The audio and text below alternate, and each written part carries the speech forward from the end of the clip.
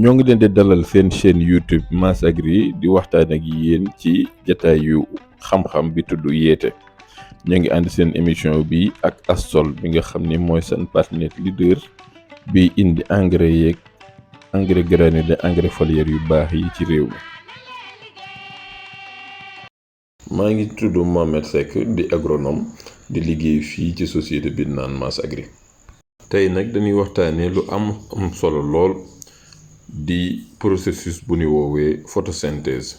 moom nag jëflante la ci ay ferñeent maanaam réaction chimique boo xam ne gàncax gi dina ko def boo ko defee mu mën a dékku leer gi jóge ci naaj bi wala ci làmp yi bu ko defee mu sos ci suukar ak beneen xeetu ferñeent bu naan oxygène. xam ngeen ni nit oxygène fonk na ko lool ndax mooy tax mu mën a noyyi. bu ko defee jëflante boobu nag mooy tax gàncax gi dund te gàncax gi su dundee rek nit dina mën a dund ci biir àddina bi. donc processus bi am solo la ci gàncax gi wante tamit ci nit ñi. ndax garab yi mën nañu jël ci ferñeent yi ci suuf si ak yi ci jaww ji soppali ko di ko dundee. soo koy xóotal nag di nga gis ni photosynthèse maanaam jëflante la joo xam ne day jóge ci dioxyde de carbone maanaam sunu nokkee ngelaw gi nga xam ne mooy génn ak ndox mu boole ko bu ko defee ci lay sos ay suukar yu muy dundee ak oxygène bi nga xam ne ñun suñuy noyyi moom lañuy xëcc ci air bi.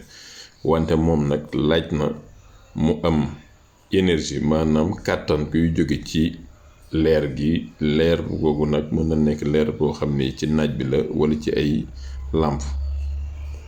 suukar soos muy sos nag day nekk énergie maanaam day mel ni essence ci garab gi moo koy dimbali ba nga xam ne li mu bëgg doxal yépp dina ko doxal ci màgg ak ci aar boppam. lii lépp nag fondement am mooy leer gi nga xam ne mooy jóge ci naaj bi. wante nag sunu demee ci ñi nga xam ni ci dëkku tubaab yi la nga xam ne naaj bi du bari foofu sunu duggee ci serre yi maanaam xeetu néeg yooyu ñuy bay ñu ciy bay ci biir tool yi ak su sedd yi foofu lumière boo xam ni maanaam leer guy jóge ci làmp ni jël. wante leer gi nga xam ne nag mooy jóge ci naaj bi du leer bi yépp moom mooy am njëriñ ci garab gi. ndax ci photosynthèse boobu gàncax gi dafa am lu ñuy woowee rayonnement photosynthétique actif maanaam suñu jëlee leer gi xaaj ko ay xaaj day laaj pour gàncax gi màgg mu nekk ci leer goo xam ne diggante 400 ba 700 nanomètres la. bu ko defee xayma bi su tolloo ci foofu rek da ngay gis ni gàncax gi day mën a jëriñoo leer gi mën a togg suukar si mën a joxe tamit oxygène bi.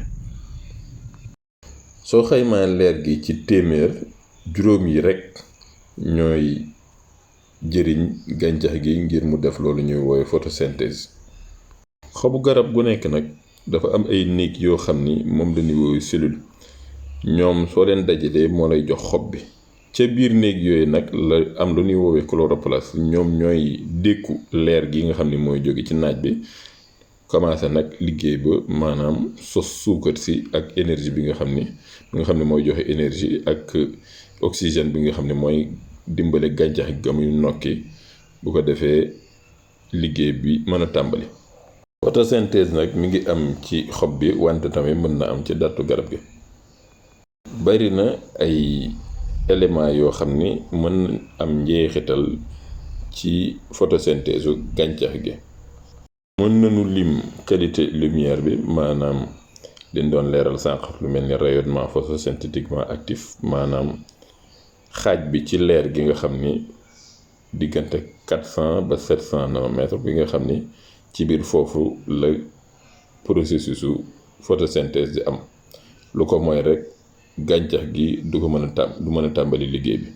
bokk na tamit serre yi nga xam ne moom lañuy jël di ko def ci tool yi ndax niñ ko liggéeyee mën na am njeexital. su fekkee dafa lëndëm torop mën na tere photosynthèse bi jaar yoon ba nga xam ne gàncax gi màggam tamit dina des. température bi tamit am na ci njeexital ndax su seddee wala température yu wàcc photosynthèse bi tamit day gën a yéex. wante su fekkee température bi yéeg na tamit di nga seetlu ni photosynthèse bi day gën a gaaw.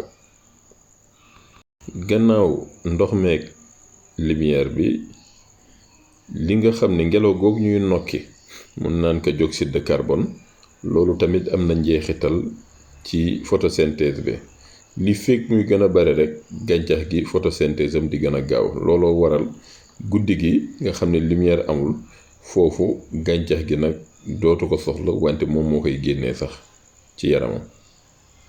lii mooy processus su photosynthèse mu nekk lu am importance loolu wante ñu koy fàtte ndax photosynthèse boobu noonu gàncax gi li fekk mi ngi gën a jàkkaarloog naaj bi rek màggam day gën a gaaw looloo waral gàncax yi nga xam ne dañuy màgg ci suufu ronu garab yu gën a mag da ngay gis ni boobu màggam day gën a yéex te soo seetloo dàtt bi day gën a sew ndax day jéem a tàllal yaramam ngir gën a seet leer gi fu mu gën a nekk ngir mu mën a jàkkaarloog moom màggam gën a baax.